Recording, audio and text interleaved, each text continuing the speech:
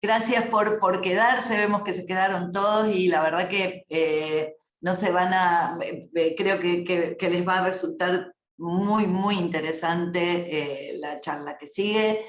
Muchas de las preguntas que ustedes fueron haciendo van a quedar respondidas o por lo menos planteadas la inquietud de mano de especialistas. Es un placer contar con Alejandro Artopoulos de la Universidad de San Andrés, una persona que ha trabajado y ha estudiado y ha pensado toda esta problemática muy, muy prepandemia, o sea, de toda la vida, ¿verdad, Alejandro? O sea, también Alejandro, cuando empezó a pensar esto, era completamente morocho, tenía el pelo Sí. largo y un par de aros, y bueno, una larguísima experiencia. Yo, la verdad que quiero, bueno, Marcelo, que se incorpore a esta charla, va a ser mucho más rica que ustedes, y yo me voy a poner a escuchar muy, muy atentamente para seguir con estas mismas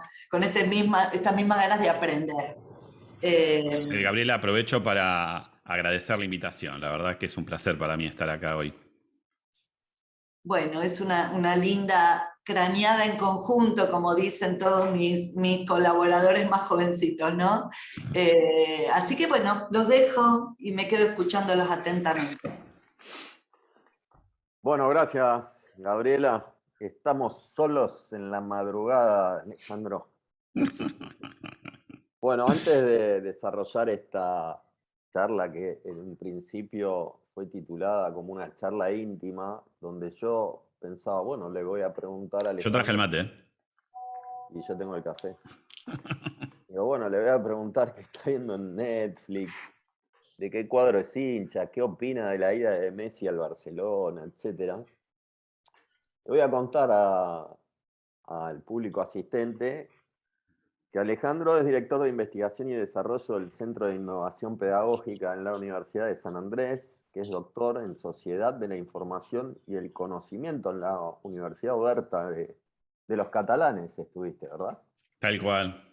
Y que es La ciudad sociólogo, huérfana.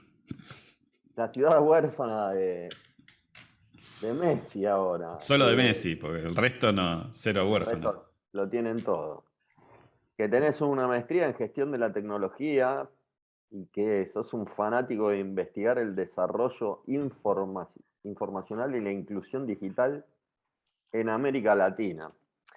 Así es. Esto lo digo como para poner en contexto la conversación, ¿no? Entonces, más que esta presentación formal, quiero que hablemos sobre este proceso impresionante, acelerador que vivimos en este contexto de pandemia, ¿no? Donde se aceleraron todos los procesos de cambio, muchos de ellos ya estaban en marcha, pero tuvieron una aceleración fenomenal, y que esta aceleración demandó un gran esfuerzo, ¿no? De las instituciones educativas, de la organización, de los equipos, y fundamentalmente lo que queremos en este espacio es escucharte y que cuentes qué evidencia te dejó este tiempo tan convulsionado,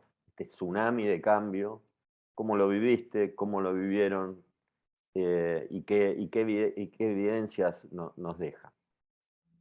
Bueno, para empezar con este tono íntimo, la verdad es que tengo que decir que lo viví bastante sufridamente, porque para todos los que estamos en el tema digamos, de asistir a docentes, de pensar cómo la tecnología va a evolucionar en el aula, en el sistema educativo, digamos, todo lo que vimos el año pasado, fundamentalmente los primeros 6 meses, como vos bien lo dijiste, fue un tsunami que nos arrasó, nos desgarró, nos dejó mella, ¿no? Particularmente yo sufrí bastante el estrés de estar atajando goles uno atrás de otro. y me pasó factura, estuve enfermo, un mes en cama. Y creo que les pasó a casi todos los que estuvimos en esto, de alguna u otra forma, sufrimos ese estrés. Pero también debo decir, aprendimos aceleradamente. Digo, la aceleración no solamente fue el vértigo del cambio tecnológico típico de la transformación digital, sino fue una aceleración de aprendizajes que no solamente fue producto, digamos, de la situación en la que estábamos en febrero del 2020, sino que fue mundial. Digo, este aprendizaje lo sufrieron por igual universidades y colegios que estaban en la punta, de la vanguardia, y aquellos que con un alambre y 2 megas tenían que resolverlo, ¿no? Entonces, nada, los manuales no indicaban cómo responder a una pandemia, ningún manual, ¿no? Todas las hipótesis de trabajo estaban pensadas para otros escenarios. Por eso, bueno, lo primero que vimos es un cambio drástico en la forma de enseñanza a través de la sincronicidad, ¿no? Algo que era casi experimental hasta ese momento, y que de repente se volvió mainstream, ¿no? Todo el mundo empezó a dar clase, descubriendo algo que empezaba con Z y termina con M, ¿no? Y con eso, por supuesto, vinieron fuertes procesos de inversión en plataformas de enseñanza, pero también en capacitación. Y hacia fin del año pasado ya la preocupación por el equipamiento de las aulas, ¿no? Con la preocupación por la presencialidad vino el descubrimiento de que nuestras aulas no estaban preparadas para lo que en el mundo se conocía como lecture capture, ¿no? O sea, cómo hacer para capturar en video y en sonido y en audio todo lo que sucedía en esa aula, cosa que en los MBAs de países de OCDE ya estaba, ¿no? Ya estaba plenamente establecido, ¿no? Entonces, como especialista, lo que debo decir es, mirá, hubo un alineamiento de repente. Cosas que sucedían en OCDE ahora empiezan a suceder en Latinoamérica. Eso es, dentro del drama, del desastre que es esto, es una buena noticia, ¿no? Porque en definitiva esto nos actualiza, ¿no? Nos pone con las mismas preocupaciones, la misma agenda, ¿sí?, que hay en el mundo. Pero por otro lado, la otra gran cosa es la gran diferencia, ¿no?, entre aquellos docentes que asumieron el compromiso de mejorar sus prácticas de enseñanza y lograr que la experiencia de aprendizaje y de clase en pandemia no sea una tortura, que sea disfrutable y que sea innovadora. Esos docentes, debo decirlo, son una minoría, ¿no? Esos docentes que ahora son streamers o que son maestros de la combinación de plataformas, bueno, son minoría, y la verdad, la mayoría se sometió a hacer lo que podían con lo que yo llamo sincrodemia, ¿no? O sea, convertir la clase presencial en clase sincrónica y hacer lo que se puede. Entonces, ese es un poco el resumen y termino con esta preocupación actual por el futuro híbrido, ¿no? Por cómo va a ser la pospandemia y cómo la tecnología va a cambiar la nueva normalidad. Pero antes de seguir, me gustaría hacerle una consulta al público. Tenemos preparada una encuestita con 4 preguntas, muy breve, en la cual, nada, queremos saber cómo lo vieron ellos, ¿no? O sea, más allá, que esto íntimo tenga un feedback, una retroalimentación de todos los que están conectados. Entonces, si el operador puede lanzar la encuesta, ahí tenemos las primeras 2 preguntas en vista y están las 4 preguntas, ¿sí? Las 2 primeras son de opción única y las dos segundas son de opción, perdón, la última es, bien. Bueno, respondan de acuerdo a sus prioridades, ¿no? A qué fue lo más prioritario. Y cuando termine, bueno, vamos a ver los resultados. Vamos a esperar unos 20 segundos para que respondan. Me parece súper interesante compartir las experiencias del público. Por lo tanto, les pedimos que completen la encuesta, que se animen.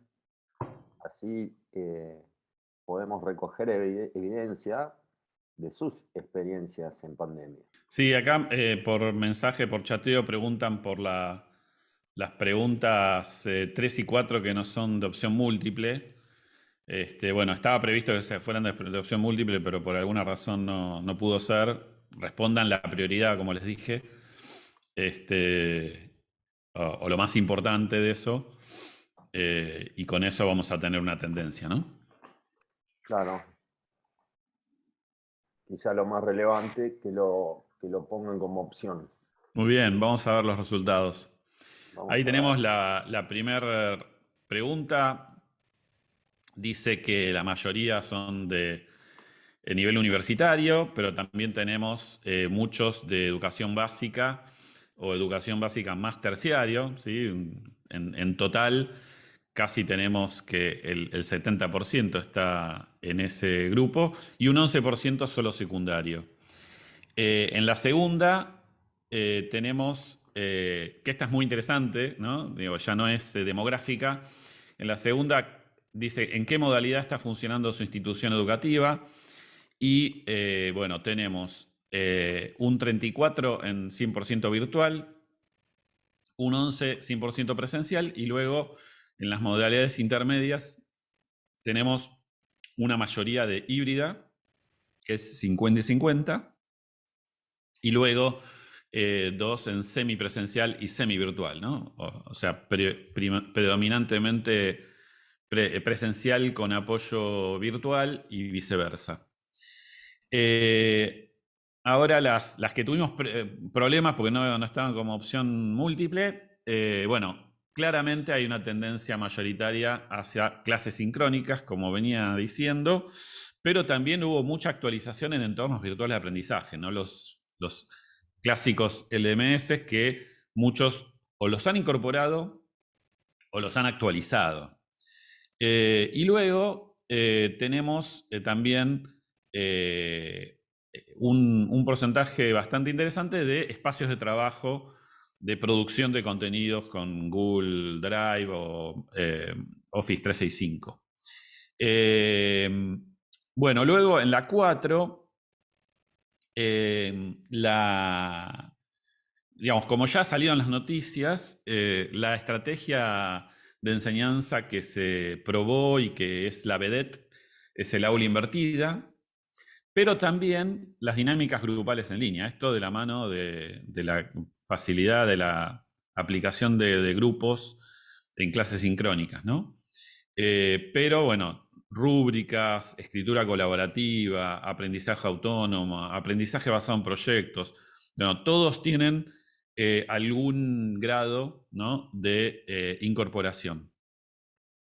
Entonces, nada, me parece que estos datos muestran qué interesante el grado de innovación que se ha mostrado en muchos docentes y muchas instituciones que han decidido, por ejemplo, incorporar el aula invertida o han decidido, por ejemplo, bueno, estimular que sus docentes usen los grupos en las clases sincrónicas, ¿no? En ese sentido, hay ciertos patrones, ¿no? En cómo se fue desarrollando la innovación pedagógica o tecnopedagógica en la pandemia, ¿no? Durante el 2020 y lo que va del 2021. Te quiero hacer una pregunta relacionada a qué pensás vos que hubiese pasado si esta encuesta la hacías a fin del 2019? Ah, eh, difícil porque la realidad es que, eh, digo, obviamente para mí, a fin del 2019, Zoom era una gran cosa, por ejemplo. Digo, yo ya sabía que Coursera estaba experimentando con Zoom fuertemente. Eh, y que el modelo típico del curso en línea, el MOOC, ¿no? Con videos grabados y actividades en línea, no estaba dando el resultado que Coursera, por ejemplo, quería o IDX quería. Entonces, lo hubiera preguntado, pero el resultado, creo, hubiera dado que no, la mayoría no sabían de qué estaba hablando. Pienso. Por eso, Claro, bueno, a yo voy a ver, hacer un... sobre Sí, todo para analizar un poco ahora los resultados de esta encuesta que hiciste y tu lectura de de las tendencias, ¿no? Porque un poco de eso se trata la conversación. Yo creo que por ahí algunos de nosotros ya acostumbrados a hacer posgrados o alguna diplomatura en formatos híbridos o no presenciales, asincrónicos, quizá, como decía recién un participante, no le hubiese modificado la contestación de esta encuesta, pero sí, sin ninguna duda, la mayoría quizás no supiese de qué se trataban algunos ítems directamente, ¿no? tal cual, tal cual. Sí, y también lo que sucede es este fenómeno de burbuja, ¿no? Porque en definitiva lo que yo vivía en el 2019 es una burbuja de un especialista que está siguiendo las tendencias y que en general la gestión universitaria ve como el loco del Zoom, por ejemplo, ¿no? O sea, para poner algo. Pero siguiendo con esta lógica, de este razonamiento, yo creo que hoy está pasando lo mismo con otras cosas. Y en ese sentido es al revés. Yo, que teóricamente seguía las tendencias y estaba buscando ahí la vanguardia para bueno, estar atento, ser empático y ver cómo prepararnos, en realidad, durante la pandemia me sorprendieron cosas que yo no sabía que existían. Y que ahora mismo hay colegas que lo están experimentando, pero que siguen siendo una burbujita. Entonces, permítanme hacer un jueguito de una de estas burbujitas. Y acá hago tipo de streamer, ¿no? Que es una de las tendencias, ¿no? O sea, el profe streamer, que aprendió a ser streamer, no viendo YouTube o a Ibai o a Paulina Cocina, no sé, a quien sea. O sea, aprendió a ser streamer dando clase, ¿no? Claro. Entonces, y dando clase en Zoom, o sea, fue el Zoom el que... Aprendió pasándole la experiencia por el cuerpo. Sí, sí, y también, digamos, convirtiendo su profesión, o sea, dándose cuenta que para seguir siendo docente tenía que tener presencia en línea y en el stream, ¿no? O sea, para ser más precisos, no solamente en línea, en el stream. Es muy Entonces, interesante lo que estás diciendo, hmm, porque nos acerca a la generación Z y a la generación a una generación que tiene otra dinámica que la nuestra, Ale. totalmente, totalmente. Tiene otra dinámica y tiene también otros formatos, o sea, consume otros formatos y consume otro tipo de conocimiento. O sea, yo creo, o sea, a mí me gusta siempre decir una frase que es bastante disruptiva, que es las plataformas son conocimiento. ¿Sí? O sea, el conocimiento ya no está solo en un libro de texto, solo en una clase teórica, solo en un discurso, en una narrativa que hace el docente. El conocimiento está y circula a través de las plataformas. Por eso digo, es tan interesante, ¿no? Ver cómo el dominio, digamos, del Zoom y del streaming fue cambiando esto. Ahora, no en todos los docentes pasó lo mismo, digo en algunos hicieron un uso de las herramientas sincrónicas como una replicación de lo que sucedía en el aula. Y ahí encontramos bastantes problemas, por eso me gustaría repasar algunas buenas prácticas. Una buena práctica es, por ejemplo, equiparse, ¿sí? Muchos docentes todavía no saben que en sus computadoras, cuando están haciendo un Zoom, pueden tener las 49 caritas en la pantalla. ¿Por qué? Porque no actualizaron su computadora, simplemente eso. Digo, y esta es la parte tecnológica de la pedagogía, ¿no? O sea, cuando hablamos de tecnopedagogía y la unimos y decimos, esto va junto, no puede ir separado, es porque así como hay una forma correcta de usar el pizarrón en el aula o usar el libro de texto, hay una forma correcta de usar el Zoom, ¿no? Entonces lo que hemos visto como tendencia es la proliferación de cursos en lo más alto de la academia. Digo, hay un curso de un profesor ejemplar de Harvard enseñando a usar el Zoom para dar clases, ¿no?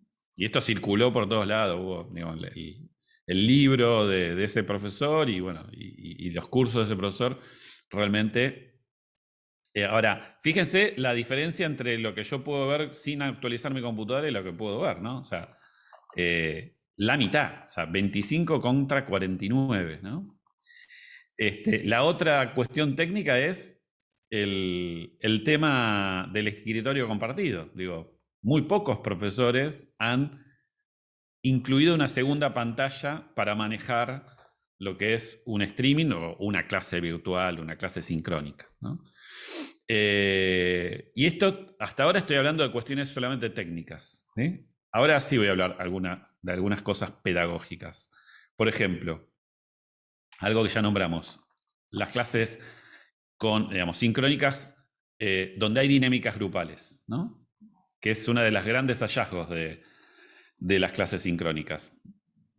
Bueno, para usar estas clases grupales, es necesario tener un espacio compartido donde trabajar las consignas, ¿no?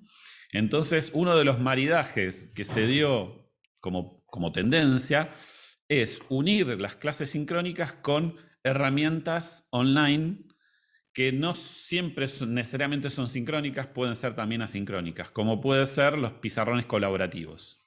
Entonces, de repente, las clases ya no fueron caritas, ¿sí? No es un universo de caritas, en realidad es un canvas de trabajo compartido donde todo el mundo está abonando primero al grupo y después a la clase. Y lo más interesante de estos pizarrones colaborativos es que quedan permanentes. Es como si tuviéramos el aula presencial y las paredes llenas de post-it permanentemente y que nadie los cambie, ¿no? O sea, es mucho mejor que tener la clase presencial en ese sentido. Bueno, los pizarrones colaborativos son una de las tecnologías que están a nivel plataforma llamadas a quedar permanentemente luego de la pandemia. ¿Por qué? Bueno, porque también en los espacios de trabajo en las empresas usan estas herramientas. Con dinámicas como el design thinking, bueno, las grupales que mencioné antes. Entonces, bueno, un maridaje fue el de lo sincrónico con los pizarrones colaborativos en línea. No, acá, bueno, pongo el Miro, pero está el Mural, que es el nuevo unicornio argentino. Está los Padlet, está, bueno, el Jamboard de Google, que es la opción sencilla. Ahora, hay otros maridajes también muy interesantes que dispararon que, por ejemplo, Zoom abra su tienda de aplicaciones e incorpore, las incorpore de forma más orgánica, ¿sí? Hoy Zoom tiene una aplicación de Miro para que todo esté en un ambiente bastante más armónico de como empezamos en el 2020, ¿no? Otra gran, digamos, reunión fue la de las encuestas express, que recién hicimos dentro de Zoom, pero que muchas veces funciona muy bien con otras herramientas como son Kahoot o Mentimeter. El Mentimeter conocido por sus nubes ¿no? de palabras. Y el Kahoot por la gamificación, ¿no? La gran diferencia entre la encuesta que se hace plana, como hicimos recién, y el Kahoot es que hay una competencia, todos generan datos y se puede evaluar el conocimiento, etc., ¿no? Y finalmente, y esta es una de las cosas que me ha sorprendido recientemente y quiero compartir con ustedes, que me sorprendió muy gratamente, porque yo soy profesor y necesito resolver cuestiones prácticas de mi clase, pero que veo que es una tendencia muy fuerte, es otro espacio colaborativo, que es el espacio colaborativo de la escritura y la lectura colaborativa. Digo, la lectura colaborativa es una de las cosas que más hacemos en las universidades, ¿no? O sea, leer textos, comentarlos, discutirlos en clase. Ahora, tener una herramienta en donde todo el mundo comenta el mismo texto y todo el mundo ve entre sí o en grupos, porque también se puede hacer en grupos, lo que se va comentando, bueno, es otro nivel, digo, es otra cosa. Y esto también, como el Miro, como dije antes, o el Kahoot, son cosas que van a quedar después de la pandemia, ¿no?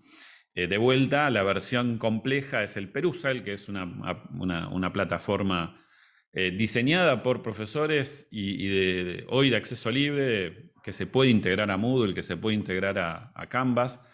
Pero también está la versión sencilla, que es Kami, por ejemplo, ¿no?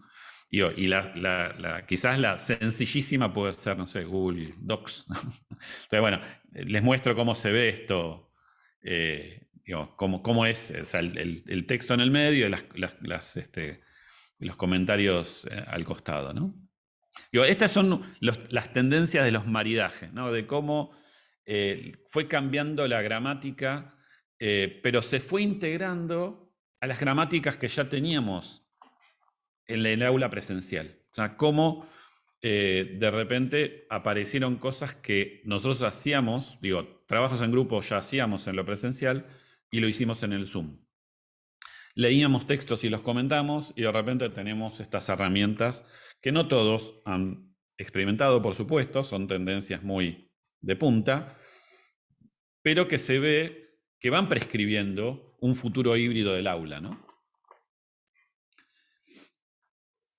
Digo, en una lógica bien combinada, bien mergeada de lo tecnológico con lo pedagógico, ¿no? Tecnopedagógico. Y dentro de esta evolución, también una de las tendencias fuertes fue el poder del video asincrónico. Es decir, que los alumnos puedan ver las clases después de haber acontecido, ¿no? Que la clase quede grabada y no tenga que estar sincrónicamente siempre, digo, en la clase sincrónica, o bien el profesor grabe su clase y quede disponible para consumirse a demanda al estilo Netflix, ¿no? O sea, muchos han llamado a esto el modelo Netflix de la universidad, que es en realidad una parte, digamos, de lo que llamamos aula invertida o flip classroom, ¿no? Por eso, digo, cuando hablamos de flip classroom, la gran dificultad que tenemos es que la pensamos en la bimodalidad, ¿no? O sea, pensamos sincrónico o asincrónico, presencial o virtual. Y en realidad, digamos, la clase invertida funciona en un espacio diferente al de la bimodalidad, ¿no? Funciona en el espacio, y acá sí me voy a tener que correr un poquito, en el espacio intermedio entre la presencialidad y la virtualidad, ¿sí? O sea, la clase invertida es una clase híbrida y que tiene 50 y 50 de virtualidad y de presencialidad. Por eso, de lo que hablamos en lo híbrido, en la clase invertida, es de la multimodalidad, ¿sí? La multimodalidad no solamente está digamos, lo presencial y lo virtual, sino que además está lo en línea sincrónico y lo en línea asincrónico. Y de esa combinación de 4 espacios surge esta multimodalidad, ¿no? Entonces, por supuesto, no voy a hacer acá yo una clase de flip teaching, porque nada, es para largo, pero sí lo que tengo para decir es que en el flip teaching, digamos, el desafío es no solamente grabar las clases y que se use el poder del video asincrónico, sino que además aparezca la planificación del docente de la clase sincrónica, ¿sí? Ahí es donde, digamos, el docente realmente le saca jugo al flip teaching cuando, por ejemplo, diseña clases grupales, dinámicas grupales en clase sincrónica que se van resolviendo después asincrónicamente. Por eso, bueno, les recomiendo este libro para aquellos que quieran introducirse en el flip teaching, Aprender al revés, que lo editó Paidós, de Raúl Santiago y John Berman, que son dos pioneros, uno iberoamericano y el otro, español, y el otro americano, que es el verdadero pionero, los dos docentes, ¿no? John Berman, profesor de química de una high school de Michigan, que fue el primero que experimentó con la clase invertida en una escuela, en un colegio. Y bueno, por supuesto, me parece que es una gran agenda futuro. De hecho, en la Argentina, por ejemplo, el Ministerio de Educación de Misiones decidió, ¿no?, incorporar la clase invertida en todas las clases de los niveles de la provincia, ¿no? Entonces, bueno, nada, tenemos ahí un experimento a cielo abierto, ¿no?, de lo que va a suceder con el flip teaching. Y bueno, y junto con este maridaje, digamos, de plataformas, lo que aparece es una gradación. De vuelta acá me voy a correr para mostrarles esta lámina. Una gradación de las plataformas entre la pura sincronía, ¿sí?, y la pura asincronía. ¿Por qué? Porque en el medio quedan muchos sabores o grises diferentes.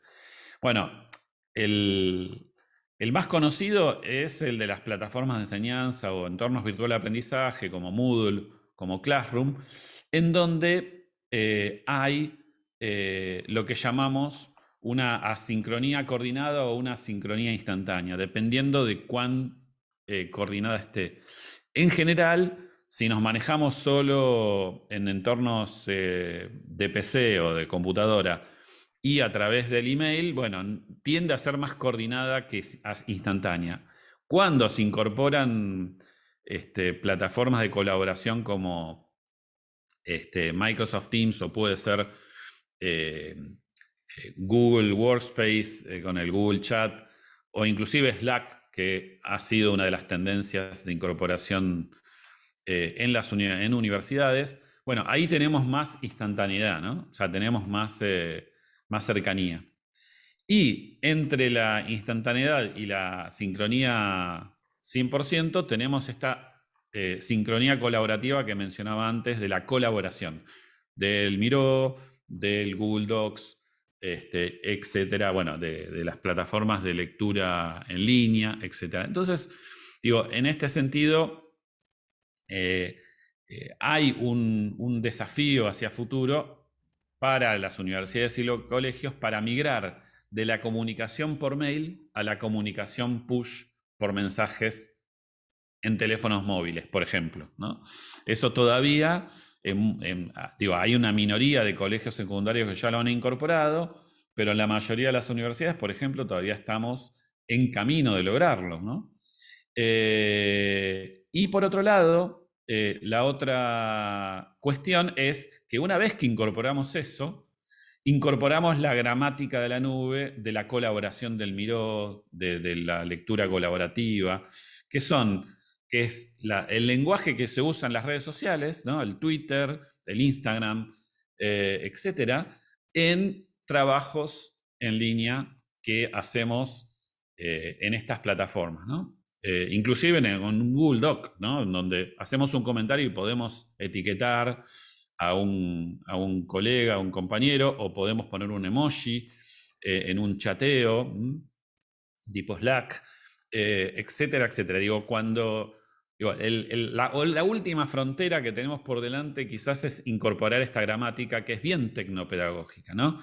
Digo, los emojis como forma de comunicación nacieron de los digamos, la raíz es japonesa, ¿no? La palabra emoji es japonesa, viene de los ideogramas y de cómo, bueno, la comunicación no necesariamente tiene que ser toda con palabras, y que además tiene una estructura que sin ser un lenguaje de programación tiende a formalizar las relaciones dentro de un espacio colaborativo, ¿no? Entonces, para cerrar, digo, y pasar a las preguntas, yo veo una evolución de la gramática profunda del aula, ¿sí? La gramática que diríamos es la gramática presencial, o sea, 100% presencial, esa gramática en donde está el aula con el pizarrón adelante y los alumnos tienen en cada uno de sus bancos un cuaderno de anotaciones y un libro de texto, ¿sí? Esa gramática original de lo que se llama la escuela moderna. Bueno, durante mucho tiempo, antes de la pandemia, se trató de complementar con entornos virtuales de aprendizaje, ¿no? O sea, que trataban de crear aulas virtuales en donde hacían dialogar a la vieja gramática del papel y la letra escrita, con tinta, con, bueno, entrega de trabajos, diálogos en foros, ¿no? Todo asincrónico. Y bueno, lo sincrónico y lo colaborativo y la gramática de la nube hizo que todo esto estuviera limitado. Y aparecieron, explotaron plataformas que se fueron combinando y que en definitiva lo que hacen no es sustituirla, sino que expanden el aula, o sea, y expanden cada uno de sus componentes. Entonces lo que tenemos, y acá sí aparecen las plataformas, las diferentes plataformas que van expandiendo el cuaderno, ¿no? Entonces tenemos escritura colaborativa, pero también el cuaderno se proyecta al pizarrón, por ejemplo, con un Padlet, con un Miro, con un Jamboard. Y el cuaderno también no solamente es la retroalimentación del docente, ¿no? Sino que también hay retroalimentación de los compañeros con un Kahoot, en donde podemos ver qué piensa el grupo. Entonces es otra cosa, no es simplemente reproducir la gramática original. O bien lo que veíamos antes de los libros de texto, ¿no? Del que el contenido, el conocimiento no solamente circula en el formato enciclopedista, o sea, tradicional, original, sino con nuevos formatos, como decías Marcelo, de los millennials, ¿no? Del streaming, de los youtubers, bueno, diferentes formatos que están hoy dando vuelta a los medios de comunicación, ¿no? Generando nuevas formas de comunicación.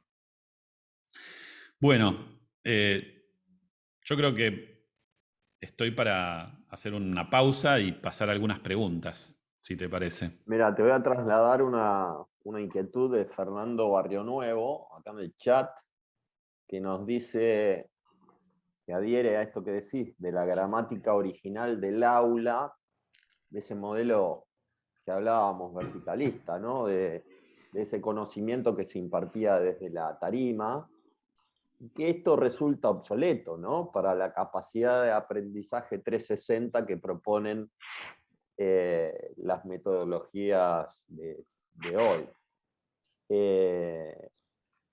Yo te quería hacer una pregunta relacionada a esta súper interesante nuevo lenguaje, ¿no? que hay en la educación, y que me parece una oportunidad única en la historia. Yo creo que es una oportunidad como nunca antes tuvo la humanidad de, de aprendizajes 360, ¿no? De experiencias compartidas entre la necesidad, la curiosidad, la investigación, es decir, hay una serie de ingredientes que hacen del estofado de la educación un sabor particularmente único en la historia de la humanidad.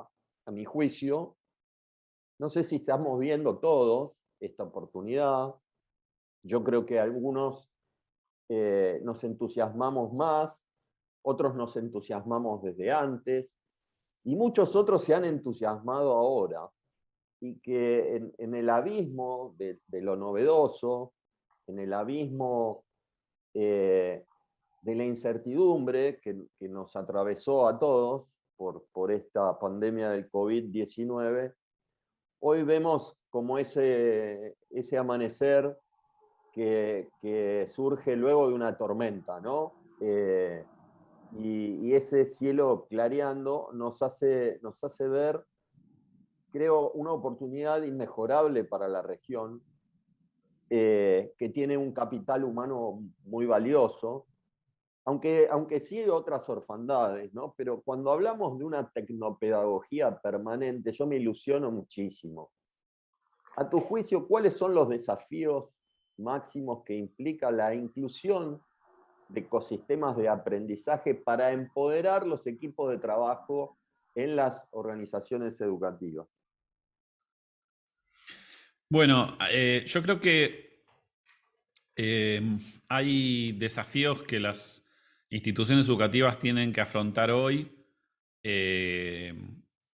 después de o durante la pandemia, pero que son los mismos desafíos que tenían antes. O sea, en realidad, a ver, el desarrollo informacional como nueva etapa, digamos, del desarrollo industrial, ¿no? de la sociedad y de la economía, ya lleva 50 años, o sea, está rodando hace 50 años y no deja de avanzar.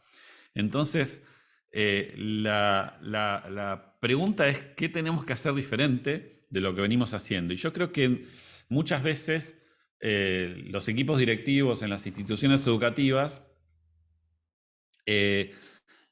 tienen realmente dificultades para lanzarse a tomar riesgos, ¿no? En el sentido de, bueno, hacer cosas que habitualmente en las instituciones educativas no se hacen, ¿no? Y, ojo, no estoy hablando de una revolución que de vuelta deje todos patas para arriba, no, para nada. Estoy hablando de, al contrario, o sea, bajarle un poco el tono a la autoridad del conocimiento. Porque lo que estamos viendo es que el conocimiento está circulando por todos lados en la sociedad. Ya no es solo prerrogativa o exclusivo de la academia, de la escuela, del colegio, de la universidad, y que necesita, digo, para poder mejorar los procesos de aprendizaje, equilibrarse, ¿sí? Acá hay una pregunta que me llamó la atención, siguiendo a un reconocido especialista que se llama Dan Levy, que dice que las universidades van a cerrar, ¿no? dice este profesor. Y la realidad es que no, o sea, la realidad es que es imposible que cierren porque las universidades son más necesarias hoy que nunca. O sea, el problema Y es nunca que las es tan fácil universidades... acceder a una universidad, discúlpame. Nunca ha Sí, sido tan fácil acceder a una universidad como ahora. exactamente. Digo, el director de mi doctorado hoy es ministro de universidades de España, ¿sí? Y el proyecto que tiene dentro del gobierno socialista es que la universidad sea de acceso público y gratuito como en la Argentina. O sea, imagínense España y Chile, porque hay que agregar a Chile y otros países latinoamericanos, quieren copiar a la Argentina en ese modelo, ¿no? Entonces, Digo, en ese sentido, digo, el problema que tenían las universidades no es que van a cerrar, sino que no pueden educar a todos los que podrían venir a tomar clases si el resto del sistema educativo funcionara bien. Entonces, digo, si se graduaran todos los que deberían graduarse de la escuela secundaria, ¿no? Entonces, lo que deberíamos preocuparnos, por supuesto, habría que mejorar la secundaria, esa es la prioridad número uno en la Argentina, pero creo que en toda Latinoamérica. Y segundo, deberíamos lograr que el nivel superior absorba a todos los que vienen. Y para hacerlo bien y que sea de calidad, necesitamos que cada vez haya más profesores que sean capaces de ser innovadores, que sean capaces de crear nuevas gramáticas o nuevas formas de interpretar el conocimiento. Y en ese sentido, el problema no es comunicacional, no es pedagógico, sino que es epistemológico. Es decir, lo que cambia es lo que estamos enseñando. ¿Qué enseñamos? Digamos, hoy no es igual. El sentido profundo de lo que queremos. ¿Para qué enseñamos lo que enseñamos? Sí, ¿y qué estamos enseñando? Digo, la geografía de hoy ya no puede ser la geografía que nosotros aprendimos hace 40 años. Lo mismo pasa con la historia, digo. Una pregunta, perdón, pero porque me parece interesantísima la charla. Hablo de una experiencia personal, ¿no? O sea, yo contrato mucha gente que para trabajar en tecnología, una tecnología que cambia todo el tiempo, y me pasa que cuando contrato una persona que tiene algún estudio formal, en realidad viene con una metodología, primero con una predisposición a que parte de la base de que puede aprender cualquier cosa. Pero aparte viene con una metodología hecha carne, que me ha pasado de contratar un veterinario, que hoy es una de las personas más expertas que tengo en diseño de tecnología. Ese es un rol, y es una metodología realmente que aprendió en una carrera, siguiendo una carrera formal. Es algo que ustedes lo viven así, como que el poder enseñar un método de aprendizaje, una forma del approach a los conocimientos va a ser más valioso que lo que se enseña en sí, que el contenido en sí.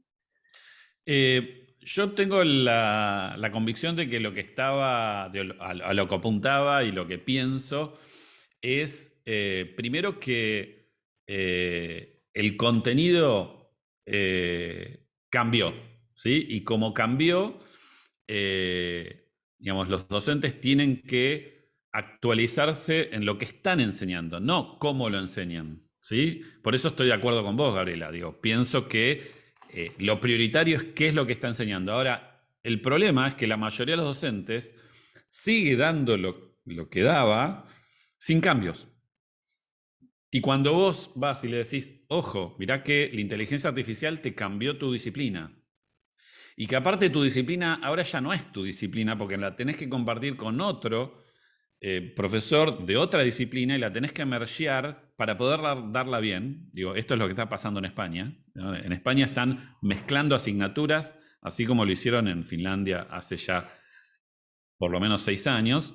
Bueno, y ese profesor tiene que aprender a trabajar en equipo. Entonces, ahí pasamos a lo que decías, ¿no? También cambia la metodología. Digo, si vos haces que mezcles lo tuyo con lo digital y con otras disciplinas, bueno, tenés que aprender a cambiar la forma en que das clase y tenés que ser flexible, tenés que incorporar nuevos métodos que no sabías que existían. Por ejemplo, uno muy conocido y que todo el mundo está hablando de él es el design thinking, ¿no?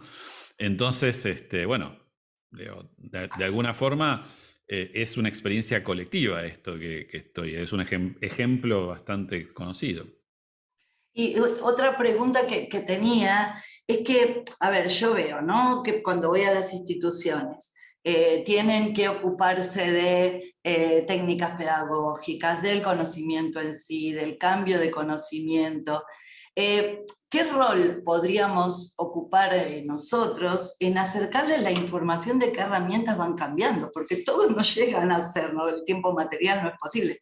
Por ejemplo, la gente usa muy bien Zoom, pero Zoom es un monstruo que larga novedades todos los días.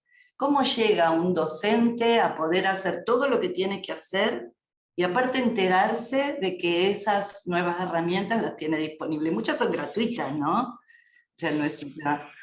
¿Qué Sí, podemos hacer? sí, yo creo que hay un tema, que es que en general vemos la docencia como una profesión complementaria de otras o bien muy especializada en la pedagogía. Eh, Ahora, si nosotros consideramos que la docencia, tanto de nivel básico, medio como superior, es una de las profesiones o de los trabajos del conocimiento que van a marcar cómo va a evolucionar nuestra sociedad en los próximos años, creo que tenemos que cambiar nuestra forma de considerarlas, porque ya no va a ser solo pedagogía, como dije antes. Digo, una forma de verlo es, digo, para mí, la primera etapa, la tecnopedagogía, ¿no? Digo, a acostumbrarse a combinar y a estar dispuesto a incorporar nuevas herramientas todo el tiempo, pero también, como dije antes, tiene que ver con el conocimiento, con el currículum, ¿no? Con lo epistemológico, es decir, cómo yo convierto a la docencia y a la enseñanza en algo esencial de mi profesión. ¿Sí? Digo, un abogado, ¿sí? que durante el día atiende clientes y luego da clases en la universidad, bueno, tiene que darse cuenta que ese aprendizaje que aplica para sus alumnos también aplica para él y que él tiene que ir investigando cosas para ir evolucionando y ir cambiando. Y por supuesto, digo, esto es algo ya que se repite continuamente, digo, las instituciones educativas tienen que tener cada vez más profesores y docentes de tiempo completo que estén coordinando programas, que colaboren con los equipos directivos, que sean, digamos, líderes y tecnopedagógicos. Yo lo llamo líderes tecnopedagógicos, porque son aquellos que van generando las nuevas prácticas, las van difundiendo y van cambiando la institución por dentro, ¿no? O sea, esto de resolver la tecnología solo, a ver, modificando un edificio, ¿no? Esto ya lo hablamos, pero digo, Sí. lo estamos viendo todo el tiempo ahora, o comprando una cámara, o resolviendo adquirir una nueva plataforma antiplagio. Digo, al contrario, si no la manejan bien, probablemente se genere más caos. Digo, las plataformas antiplagio son un buen ejemplo. De repente se compraron plataformas antiplagio y descubrieron masivamente que había mucha gente copiándose. Bueno, esto sucedía antes. Sí, El también. tema es que Ujú. las mismas plataformas antiplagio pueden ser un asistente para la escritura académica, para los alumnos. Y nunca nos ocupamos de enseñarles a esos alumnos a usar esas plataformas e incorporarlas como parte del aprendizaje autoasistido y autónomo. Claro. Por eso, bueno, nada, yo creo que acá también hay una pregunta respecto de, digamos, las dificultades que tienen las instituciones y el sistema de incorporar los cambios, ¿no? Bueno, yo creo que la pandemia ha sido un sacudón, ha sido un llamado de atención para modificar nuestras estrategias de gestión del cambio en las instituciones, ¿no? Sí. Te quiero hacer una pregunta relacionada quizá a tu mirada de sociólogo, ¿no? Sacate un minuto el traje de tecnólogo y ponete el de sociólogo. Porque también recogiendo algunas opiniones del chat, ¿no? Es muy difícil capacitar a los docentes en esta carrera de aprovechamiento tecnológico de todas las herramientas que hoy existen, porque como nunca antes, en los últimos 15 años, la tecnología viene mejorando sus estándares, perfeccionándose, creando continuamente mayores beneficios y mejores posibilidades. Es una carrera en la cual es muy difícil estar a la altura. Y lo que te quiero hacer reflexionar tiene que ver con esta mirada de sociólogo, ¿no? ¿Cómo ves vos que la mirada de la sociedad argentina, la sociedad latinoamericana, sobre el docente, el rol docente, la importancia que se le da en el discurso a la educación, pero que los gobiernos no llevan a la práctica, porque a mi juicio no hay plataformas de campaña política, y ya estoy escuchando de todos los partidos publicidad, que hablen sobre la importancia de la conectividad, la importancia de la capacitación docente, la importancia de generar estos formatos híbridos y la capacitación en el uso de estos formatos. ¿Cuál es tu mirada de sociólogo? A ver, voy a agarrar el bisturí, voy a meterlo donde corresponde. Podemos pensar en que el problema es que los docentes son considerados técnicos, ¿no? Que solo hay que mejorar la calidad, ¿no? Como si fuera la fabricación de un yogur. Entonces, bueno, para que el yogur salga rico y el chico salga bien formado de la escuela, hay que mejorar la calidad del técnico que opera la máquina de hacer yogur, ¿no? El docente no es eso. O sea, el docente es una de las profesiones más complejas que podemos tener, digamos, dentro del espectro y de las menos automatizables, ¿sí? Sin embargo, todo el tiempo estamos fantaseando con que en cualquier momento se puede automatizar. Recuerdo, solo a modo de, digamos, de registro, que los modelos 1 a 1 que salieron de Negroponte y del MIT tenían en su concepción original esta loca idea de que los chicos iban a aprender solos con la OLPC, con la Netbook educativa. Solo porque el diseño del software era fantástico, ¿no? Entonces, estamos mucho más confundidos de lo que creemos, y no por nosotros, no por argentinos o por latinoamericanos. No, muchas veces nos importan confusiones que vienen desde el MIT directamente.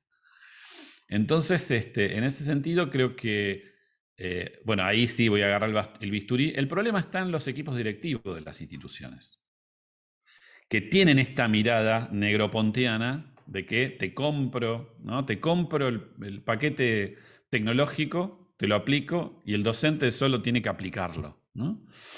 En muchos casos estoy viendo esto de que las aulas híbridas pueden ser, ¿sí? Operadas casi sin cambios. O sea, el mismo docente que teníamos en febrero del 2020 puede agarrar una aula híbrida y dar la misma clase que daba antes.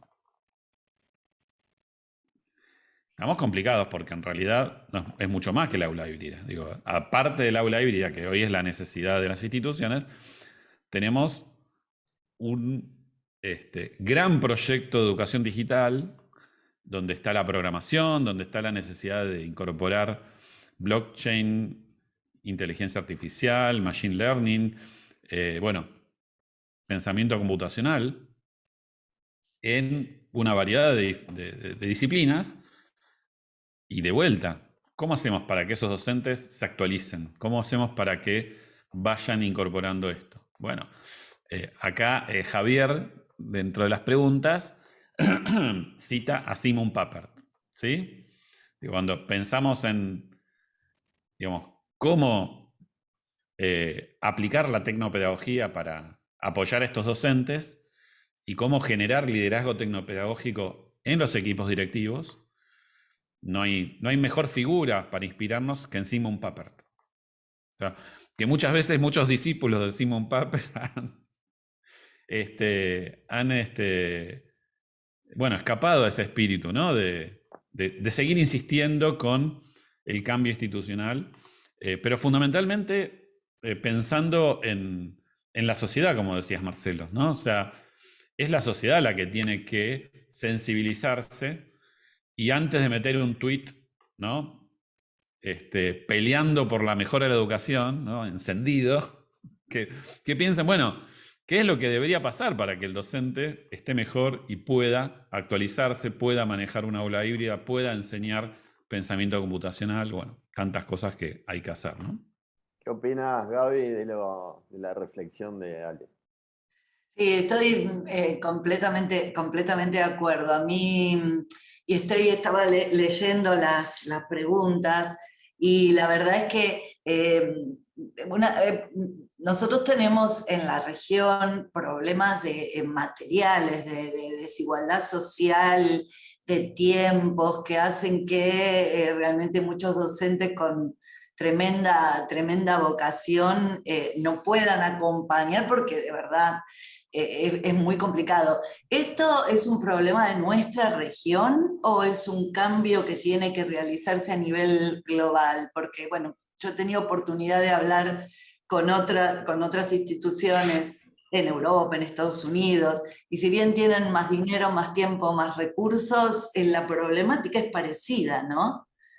Sí, sí, hay una problemática parecida. Como dije al principio, creo que la pandemia nos igualó frente a los desafíos. Digo, hoy los debates que vemos en las principales revistas digamos, donde se debate el tema de tecnología y la digitalización de la plataformización de la educación, bueno, todo el tiempo están preocupados por estar a la altura y finalmente, bueno, están incorporando o nuevas tendencias, nuevos experimentos, o están pensando en nuevas digamos, propuestas tecnológicas que estén incorporándose a la práctica, ¿no? A resolver cuestiones prácticas. Yo cité el caso de Perusal, ¿sí? Perusal es una aplicación que salió de un equipo docente que no tenía financiamiento de riesgo, no pintaba ser una gran inversión, solo seguía las necesidades de los docentes, y muchas veces lo que encontramos es este divorcio entre cómo es la lógica de construcción de tecnologías cercanas a las preocupaciones docentes y a las necesidades de evolución del docente versus bueno, las grandes inversiones en tecnologías de las Big Tech, ¿no? Digamos, de las grandes empresas tecnológicas. En ese sentido, creo que digamos, hay una preocupación permanente por animar este entorno de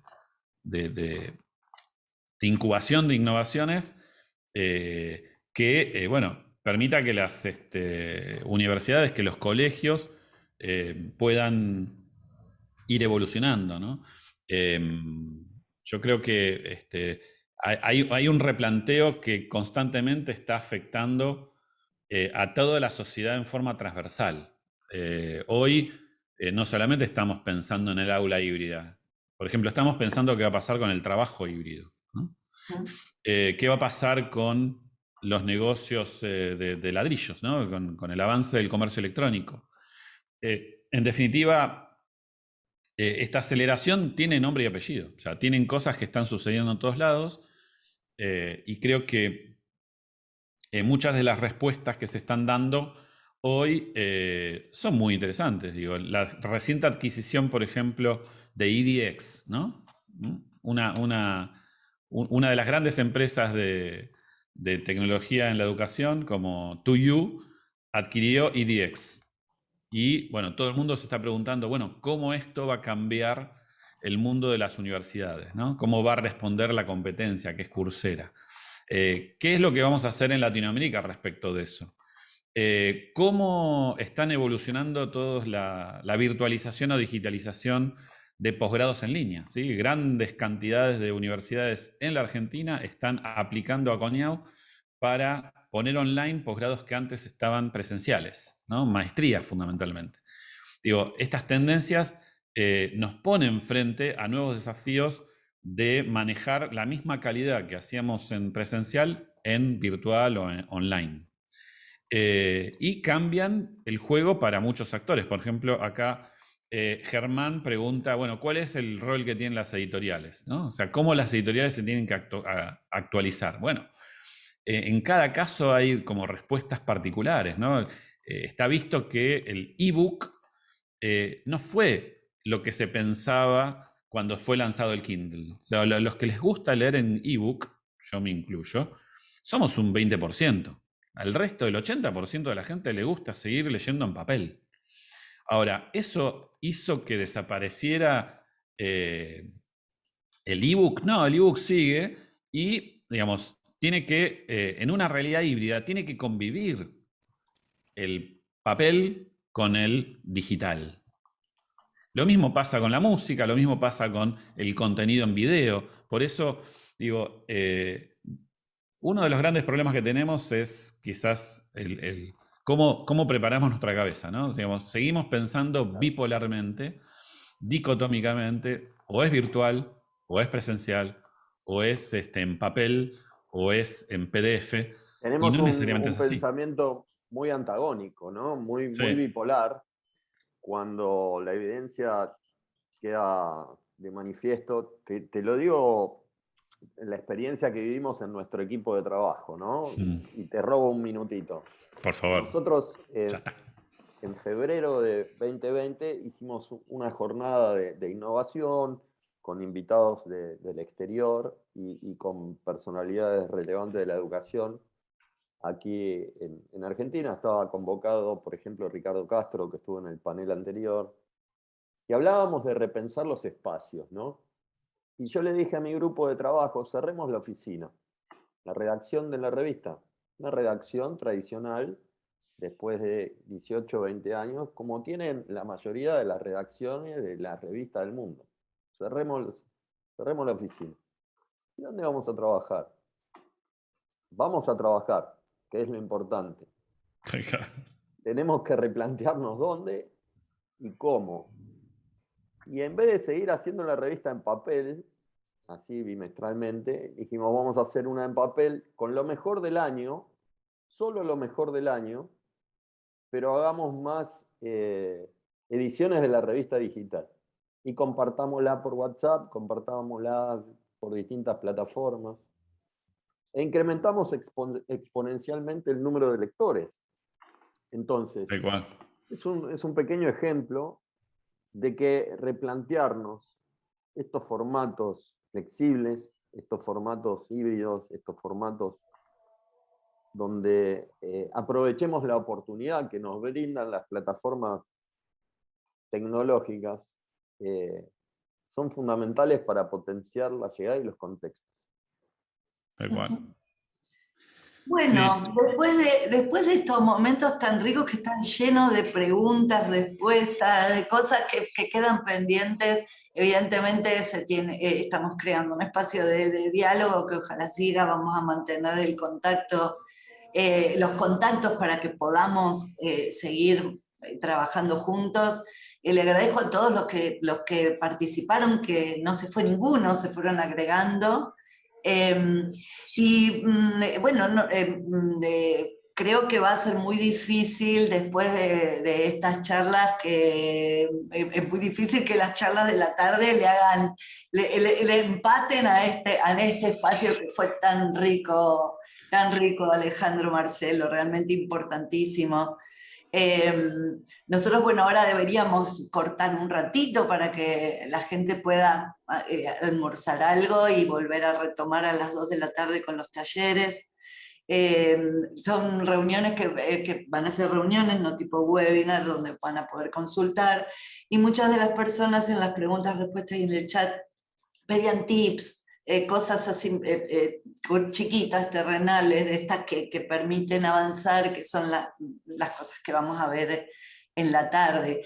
Yo no sé si podremos contar con ustedes sobre el fin de esta aventura que son estas 2 jornadas, como para poder tener una conclusión. No sé si van a poder estar, pero nos encantaría. Y bueno, no me queda mucho más que agradecerles, y no sé si les queda algo más en el tintero, o algo más que quieran decir. No, yo por supuesto agradecerles,